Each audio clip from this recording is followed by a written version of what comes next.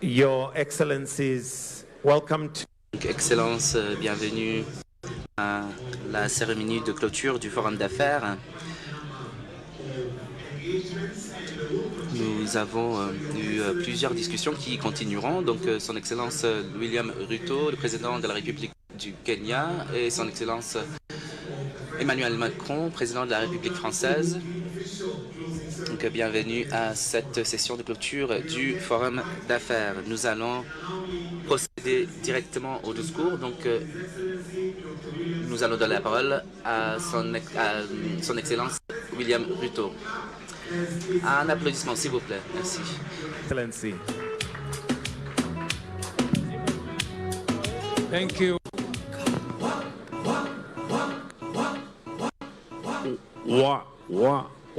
Okay. Your Excellency, my good brother.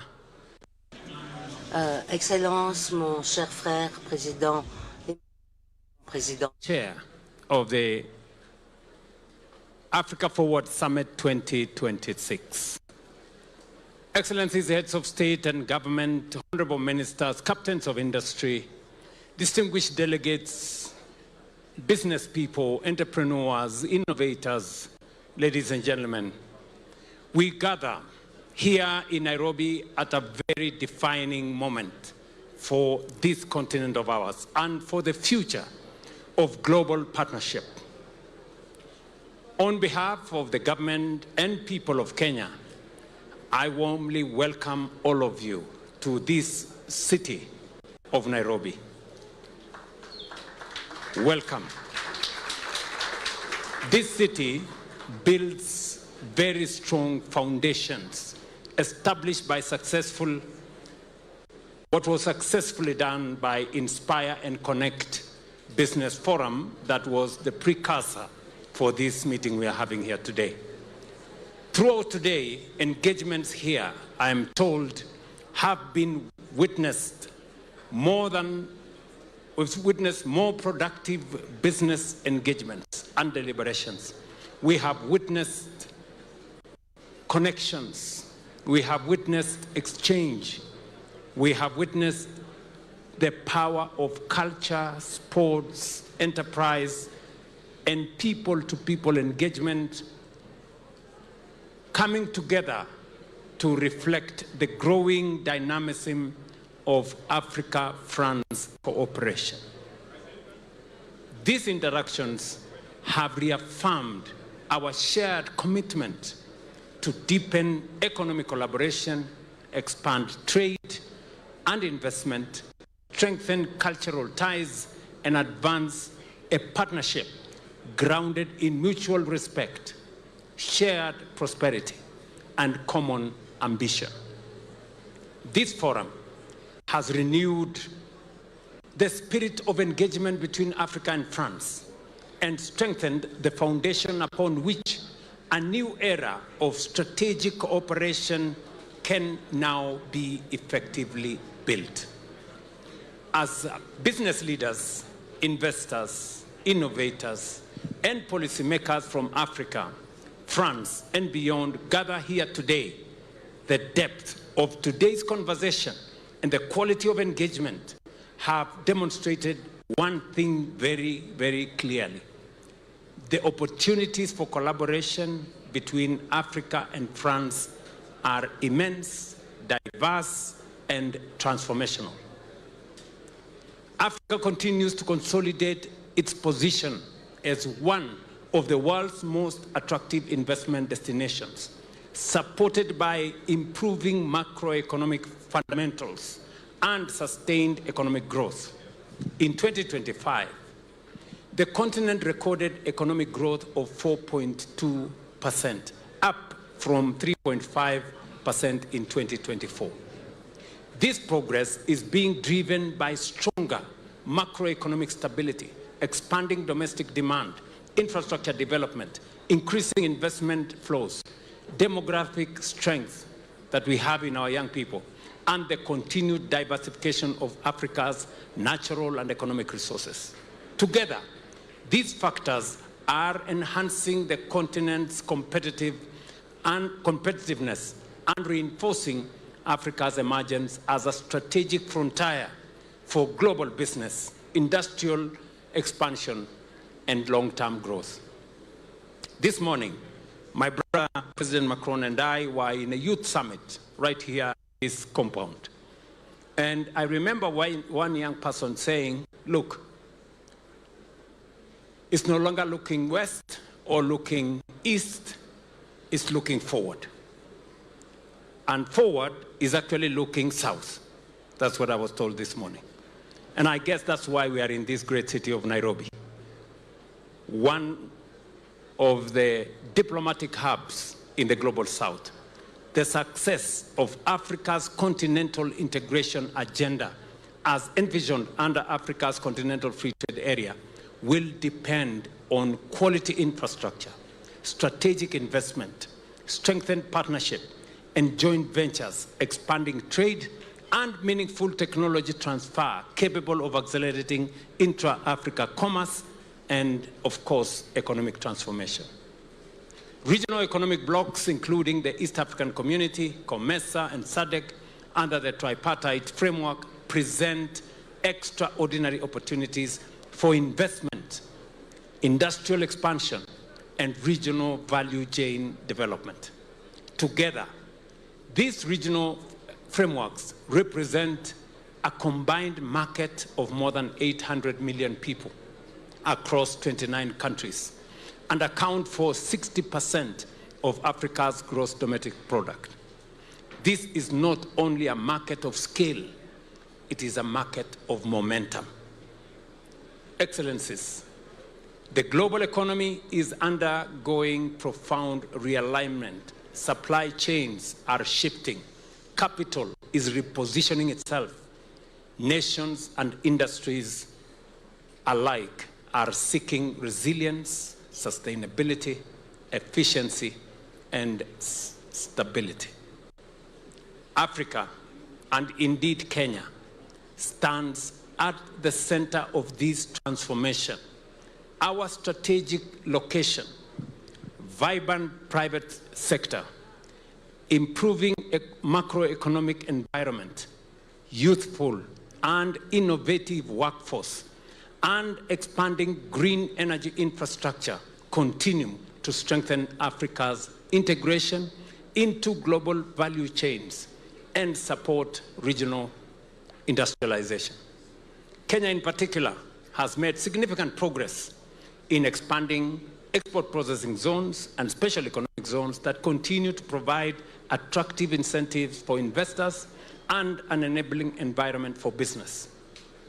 We have also liberalized our foreign exchange regime, enabling investors to repatriate 100% of their profits while advancing innovative financing that is available for all our investors. Infrastructure Fund that we have just established, National Infrastructure Fund. And I was having a conversation with President Macron on how we are going to raise resources in our continent. We have discussed, we will be having a serious meeting tomorrow on matters to do with international financial architecture. While it is okay, and we are having a big conversation on how to make the parenthood institutions more representative, how to enhance the voice of our continent, how to leverage on our shareholding, we also must do something as a region and a continent. And I have asked my good brother to support us as we push for the new Africa financial architecture, which we will be proposing as we go to the G7. We remain a strategic gateway to both regional and continental markets of nearly 1.6 billion people in this continent. We now look ahead to the next phase of this engagement. Our task is clear: to translate the commitments and conversations emerging from this forum into tangible outcomes that deliver measurable impact in trade, investment, infrastructure, innovation, manufacturing, and sustainable development. Our geography, ladies and gentlemen, and our history, our culture, our shared aspirations for inclusive prosperity provide a powerful foundation for deeper and more enduring cooperation under the Africa Forward framework. That partnership has deepened in recent years. And I want to thank my good friend, President Macron, for having the courage to recalibrate the relationship between France and Africa.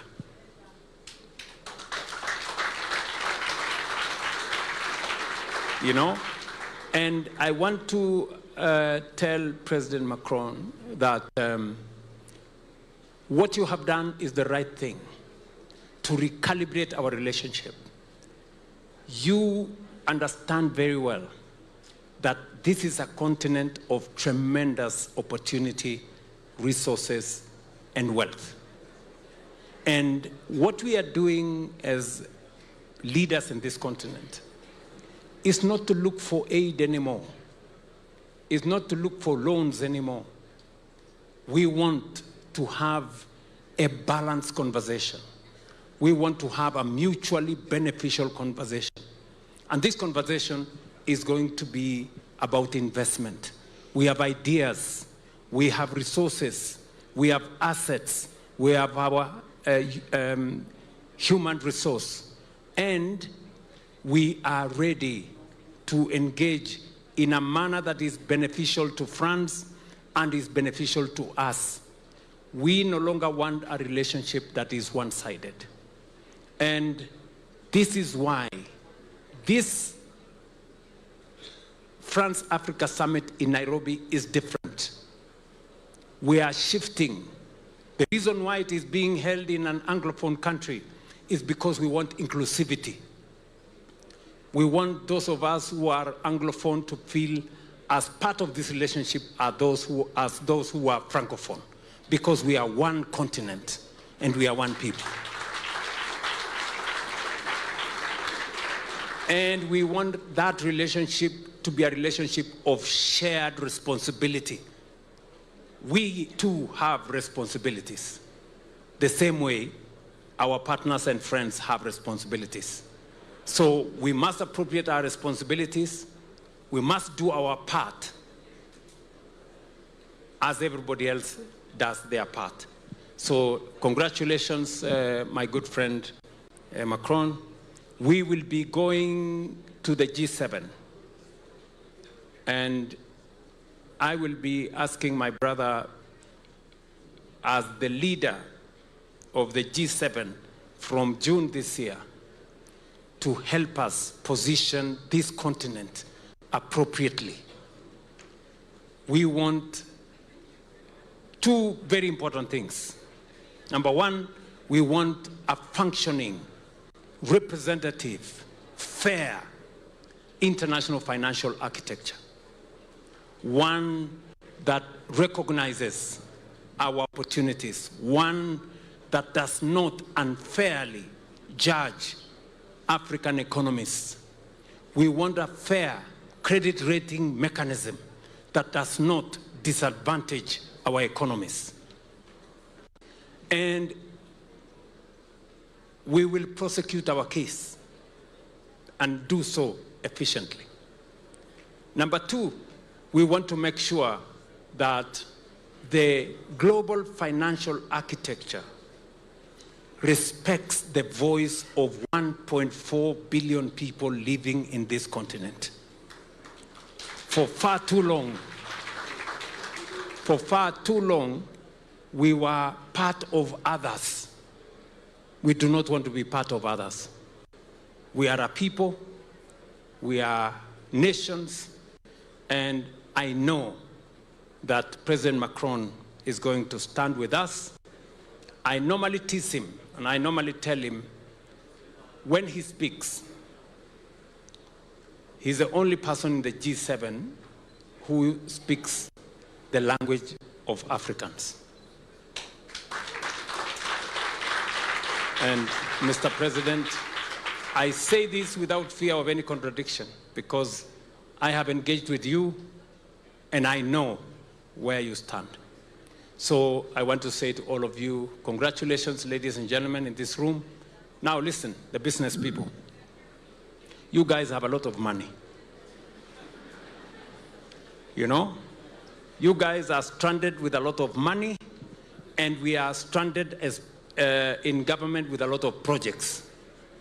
We must find the mechanism that leverages on private sector resources, on pension funds, and on money that's available in our insurance companies to drive programs and projects of transformation in our continent. We have huge resources. I want you to listen to me. We have huge resources in our pensions, running into trillions. We have huge resources with our insurance companies, running into trillions, but they fear to invest in public projects because they think it is risky. Now listen to me. We are developing a mechanism together with the Africa Development Bank, Afrexim Bank, Trade and Development Bank, Africa Finance Corporation, RTD, and I remember discussing this with President Macron yesterday, so that we can have a mechanism that will de-risk our public projects and enable you, private sector, pension funds, and insurance companies to invest in public projects. That is how we are going to grow this continent. Continuing to depend on the resources of others and expecting that they will make them available at concessional rates will be a waiting game in vain. So we need to think. That is why in Kenya, we have already established the National Infrastructure Fund. We already have the first $1 billion in the National Infrastructure Fund. And this is a fund that we established 4 months ago. In another few months, maybe a month or two, we will have another $2 billion. And we want to leverage the $3 billion that we are going to put in that fund to raise $30 billion to run our infrastructure programs. That is how transformation is going to be undertaken in this continent. You know, we're not going to be waiting for resources from others. And finally, let me say this. As we work with the private sector, we want the private sector to develop confidence. We now have an opportunity, and I want to talk to the private sector people who are sitting here. I hope my good friend Aliko Dangote is in the room, or right there. We have an infrastructure project for the development of an East African refinery. Dangote tells me that it's going to cost anywhere between $16 billion and $20 billion. That East African facility, East African refinery facility, is an investment that the government of Kenya, the government of Uganda, the government of Tanzania, we have agreed that we want to develop a facility that is going to assist us with our fuel products. We do not want to be held hostage anymore by the Strait of Hormuz. We do not want to be held hostage by wars that are started by other people. We have our own resources here, and we are saying we are going to use our African resources to industrialize our region. And that is why we have asked Aliko Dangote here to do a research. We have the port of Tanga, we have the port of Mombasa, we have the port of Lamu, and the rest in between. Wherever they will find the most suitable location. From our perspective, because the crude pipeline was going to Tanga, we thought that is the best location. But we will not dictate to Aliko Dangote and the investors. But I want to also tell Aliko and all the other guys, you are not going to invest alone. Governments are also going to invest, so that when you make the money, we also make the money, right? And we are going to invest so that we can de-risk that investment. I am going to use resources from my National Infrastructure Fund to invest in the refinery, so that we can share in the profits that come, and we can assist our private sector to de-risk the investments they are going to put in these projects and make those projects viable and make them cost effective. Let me give you another opportunity. We are building a new airport in Nairobi. It's going to cost us around $1.5 billion. There is an opportunity for investment. Are there any business people in this room? Or these are tourists? They are right here. Yes, I can see them here. So there is an opportunity for you to invest with us. Government of Kenya is going to put in 20%, bring the rest of the money, let's build the airport, and everybody makes money, right? So this is how we want to take things forward. That is how we are going to build public infrastructure.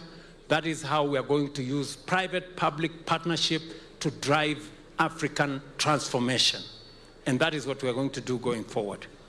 Let me conclude this by saying that we need to mobilize domestic resources. I will give you an example. We have mobilized in the last 3 years $4 billion and built a whole housing ecosystem without borrowing a cent from any bank, not from the World Bank, not from IMF, not from anybody. There is opportunity for us to mobilize domestic resources. And we want to work with the private sector to see how we can do that in a way that benefits everybody. I run the risk of doing a lecture because I'm at the Nairobi University, where I spend all my time reading. But let me stop there and say thank you very much and welcome to Nairobi.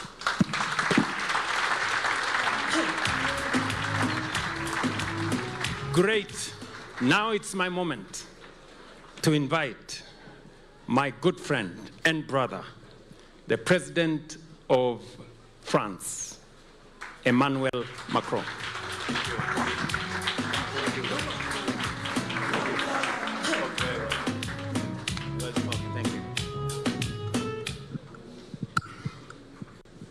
Thank you, Mr. President. Dear William, Mr. Prime Minister, ministers, please. Ministers, ambassadors, business leaders, I'm extremely happy to be here and thank you. Thank you very much, Mr. President, not just for welcoming us and hosting this very important meeting, a premiere, but co-chairing as well as this Africa Forward Summit. I will switch in French.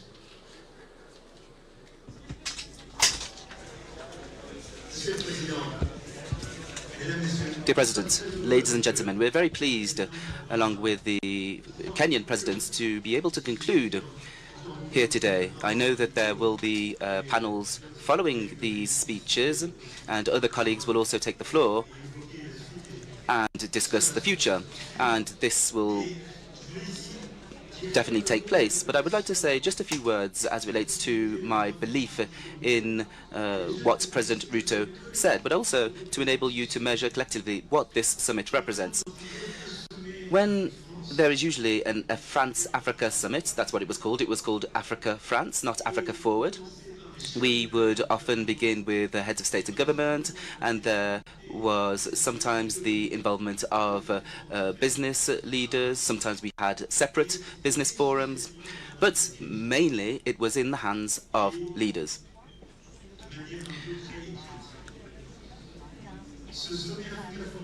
This Africa Forward Summit has placed youth at the heart of it. And we spoke to young people this morning. We spoke about youth, culture, creativity, sport, energy, health, digital tools, agriculture. And all of you have witnessed an unprecedented business forum today, which discusses Inspire, Connect, Africa Forward, and has enabled business leaders to meet, but also to amplify the voice of business leaders right from across the continent, from France and Europe, in an unprecedented fashion. And all of this will continue. And there will be a representation of some of you who will be able to have discussions with the heads of state and government who will be present tomorrow. So for this, I would like to first and foremost thank our hosts, our Kenyan hosts. Thank you to the university, all of your teams, Mr. President and the ministry, thank you very much. And the co-organizers from BPI France, Business France, Proparco. Together, you have been able to create this unprecedented moment. So well done to you and thank you.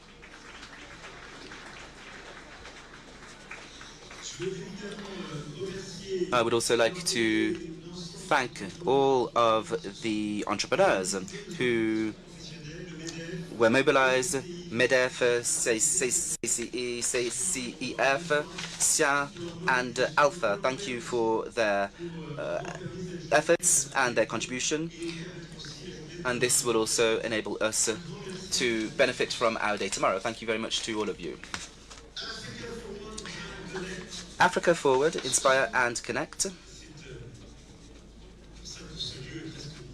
And I should say that is why this room is so full of energy.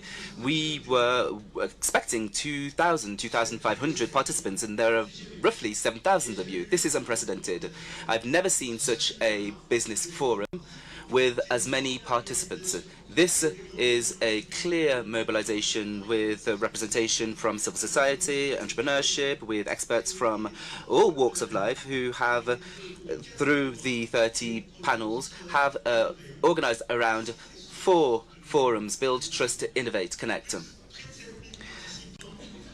Almost 7,000 participants, 700 business meetings that have been organized. That is the result of this unprecedented moment, with results which are changing things.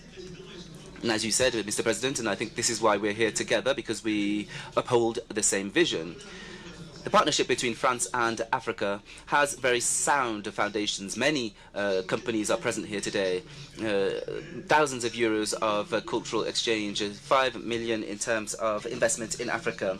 In addition to this, we have African investments that are growing in France, 1 million jobs created by French companies on the continent, 5 billion euros transferred in remissions. And this relationship has changed profoundly based on what the President mentioned, and something in which we believe profoundly. Now, there is a perception that has changed, and the President mentioned this. Things are changing. French companies are currently changing, and we must ramp things up. In France, I do not hear enough about this, and this is the case in some French-speaking countries, French African-speaking countries. But our relationships are changing, and thanks, and this is a good thing.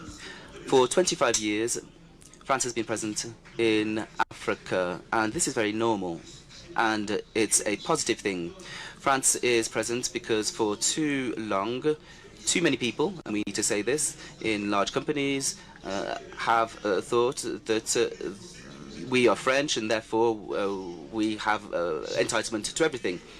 We have the arrival of the Chinese, the Turks, the Americans, many others, and other Africans who are saying we're better than you, we're more competitive than you. They've been able to take over some market share. And this has been done by people who are more competitive than us. So Africa is developing in an unprecedented fashion. It's the most dynamic continent in the world. Last year, more growth than Southeast Asia. It's a continent where there are more than 1 billion young people who are below the age of 30 years. And what we've done over the last few years, well, we've woken up. as French people and as Europeans. So we have this partnership with BPI France. This demonstrates what we've done over the last few years. We have Digital Africa, our talent passports, everything that we have done to ensure that our youth can move forward more quickly. We wish to reconquer market share in French-speaking Africa, but we also want to do this in other parts of Africa, because Africa is one continent. And this is not due to entitlement, but because we want to be the best. And the President mentioned this. What the African continent is asking for is not for us to come and give aid. They wish for us to invest. They don't want us to tell them what is good and to say, you know, we're good in this field, we're good in this field. That no longer works. So what we need to do is to co-construct with the African continent to say, this is where business can be developed in energy, infrastructure, education, agriculture and health. And collectively, we can co-invest and we can co-produce. Now, this conceptual revolution is the one that we have launched over the last few years. When COVID happened, immediately we committed. I asked President Moustapha at the time. We created an African bureau and we launched a platform to produce in Africa and to begin to produce vaccines. We launched the project here in Rwanda, in South Africa, and African and European companies were able to develop production together, because the African continent is not just about receiving medication produced elsewhere, because the reality is as follows. Africa represents 20% of requirements in terms of vaccination and 1% in terms of vaccine production, and that's what we're trying to change. And similarly, when we launched in Nigeria, along with my fellow business leaders, we launched initiatives in cultural and creative industries, in energy, in the digital field. We did this collectively because Nigerians told us, we know how to do this, but help us to better integrate ECOWAS, because in partnership with companies from French-speaking countries and other countries, it is smart for us to work better with Côte d'Ivoire and Senegal, and to strengthen and further regional integration. So this is what we've been doing over the last 10 years. We've woken up, we've changed perspective. It's about respect, it's about mutual partnership, which involves diasporas in France. We have millions of young people who have African origins. We want them to come here. We have French companies who can also be catalysts of growth on the continent. This continent has everything it needs. We just wish to help and to co-invent and to do away with this vertical thinking so that we can work alongside one another and strengthen co-investment. And finally, we wish to build these future solutions together, because the solutions of the future will only be done with the youth of the continent. And the President reminded us of this morning. Mobile payment was involved here. It has been developed much more quickly in Africa than on the European continent. And our Kenyan friends know, just as our Moroccan friends know this. And all of this is what lies at the heart of Africa Forward. It's a change in perspective. And so what I wish to announce here today is that through all of the actions that have been undertaken, we are seeing very concrete results for the African continent. Through your mobilization, through what has been done, 23 billion euros have been announced in investment for the African continent. 23 billion euros. These 23 billion euros represents 14 billion euros from French countries who are present, large groups, small and medium-sized enterprises that have invested 14 billion euros in the continent. And I wish to hail all of the business leaders who are behind this investment in Kenya, but in other African countries who are present here today. And this will create more than 220,000 jobs in France. in Africa, excuse me. And that's 9 billion euros of investment from African entrepreneurs and investors. This is unprecedented, and this is exactly the mobilization that we wish to see and that we wish to ramp up. So, a huge round of applause for all of you present here today for this very extraordinary result. And I would like to thank the French companies who have taken action. We mentioned Orange, we mentioned Canal+, we have the companies that work in the health sector, such as Castel and others, as Sodivica. We have companies present in all sectors. We have family companies, we have SMEs. You have all played the game brilliantly. We have companies from all different regions who are present, but I'm very happy that you are here. Besides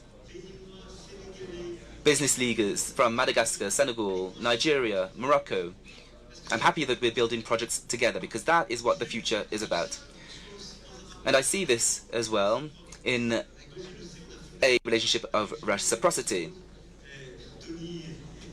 Tony was here. I thought for Gilbert, Mike, Professor Abuyo, who was with us this morning, and Aliko as well. We have created this Franco-Nigerian Council, and Nigeria was at the heart of this.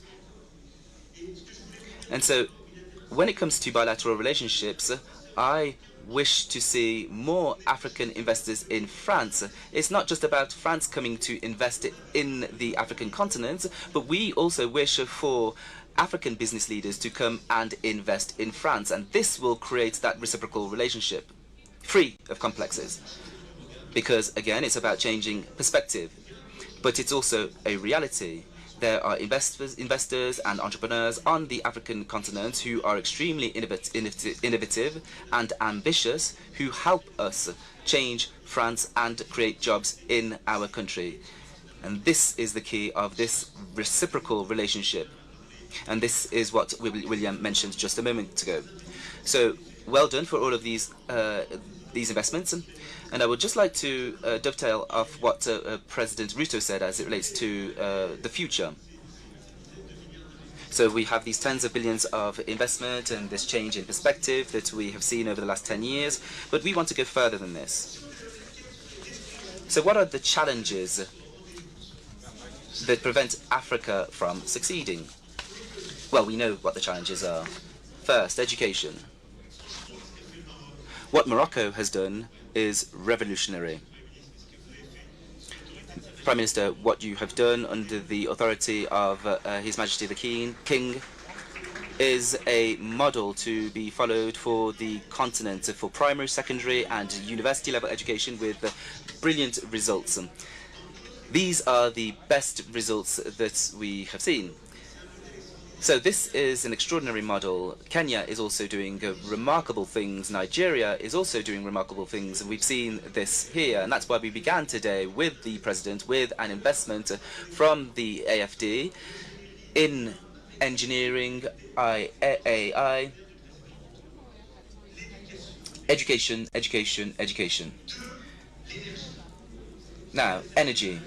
We have this battle. We need for the African continent to transform its energy. There are extraordinary treasures, hydroelectricity, and I'm thinking about the Democratic Republic of the Congo with major projects that are being undertaken in the DRC and in the Republic of Congo. And I'm thinking about hydrocarbons. Algeria has a huge development potential with investors, entrepreneurs who can make Algeria the El Dorado of the future for transition, not just for the African continent, but for the entire Mediterranean. There is also the will to develop civil nuclear field as well. So we have energy entrepreneurs present here, and we wish to partner with you as part of this development. The third thing, infrastructure. This was mentioned. Digital infrastructure, transportation infrastructure, energy infrastructure. infrastructure. This is key for developing the economies of your countries, but it's key for the sovereignty of the African continent. We share this challenge. We said this morning with the President that we also wish for our own sovereignty over our infrastructure, just like you. So education, energy, infrastructure,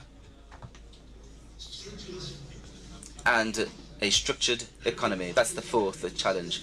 One of the major challenges of Africa is that there is a lot of employment, but too much in the informal sector. So we need to ensure that African companies are structured by improving governance, by making it possible for these companies to grow, to pay better salaries, to integrate the banking and financial system, to allow for more people in Africa to have access to sustainable housing, education, health, and good development.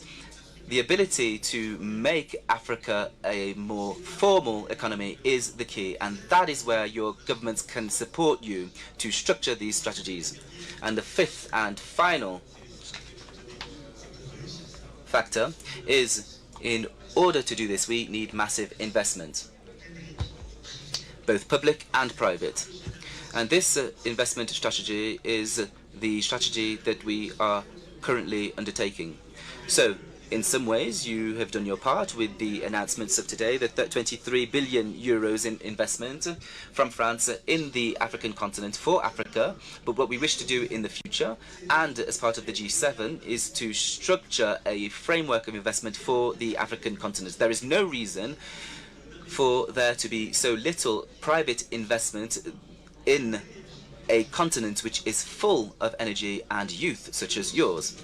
So on this continent, if we wish to increase the value chains, if we wish to structure the formal economy, well, we should ensure that we're not simply extracting minerals. We must process them, create an industry. We need to be smarter to structure this, to bring about these opportunities.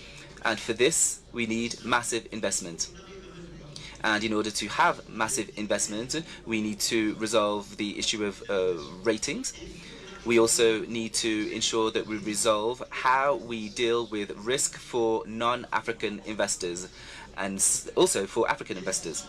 6 years ago, we launched in Paris. 5 years ago, it was the summit for the funding of the African economy. We built a strategy for special drawing rights for Africa, and we succeeded in this gamble. 100 billion were allocated to the African continent, and this was a Franco-African initiative.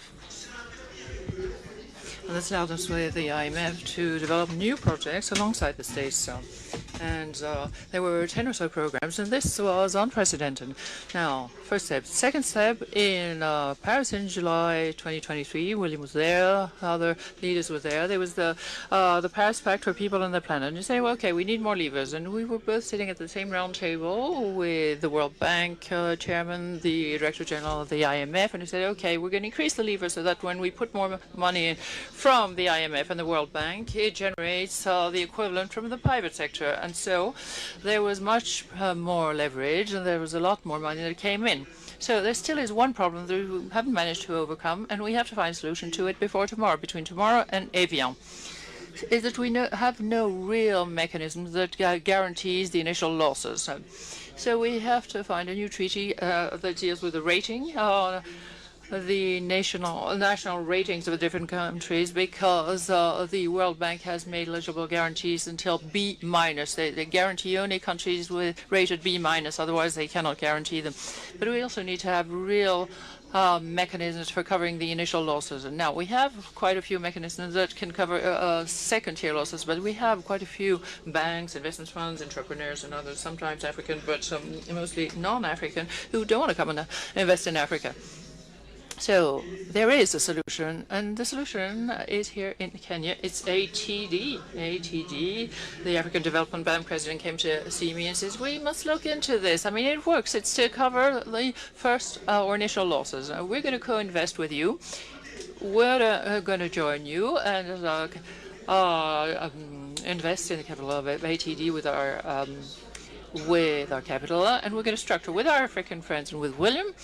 We're going to make sure that we make ATD the real platform, the real mechanism that can guarantee the initial losses on the African continent if it were the case. And we're going to go together to the G7 summit in Evian mid-June to convince all the richest economies to come along with us, to come on board and ensure the guarantees for initial investments. So that's, in a nutshell, that was it. Thank you very much. We felt a lot of energy all through the day, and it was a lot of fun. We're really very proud with President Ruto to be here with all of you. And you're going to be the ones who are going to be responsible for our future, the younger ones, and also, the older ones too. But you are those who are going to carry the continent into the future with your entrepreneurs, artists, academics, researchers, journalists, you name it. Even sportsmen or women. And with this forum, I think we paved the way to a new era. And these 23 billion euros worth of investment today, there's a new era opening up today in Nairobi, in your alma mater, dear William, Mr. President. And there will be no going back. We're going to work together to co-produce, co-invest, and co-invent, because that's the whole idea behind the new relationship between France and Africa and Europe, between us, Kenya, and the African continent. Thank you very much.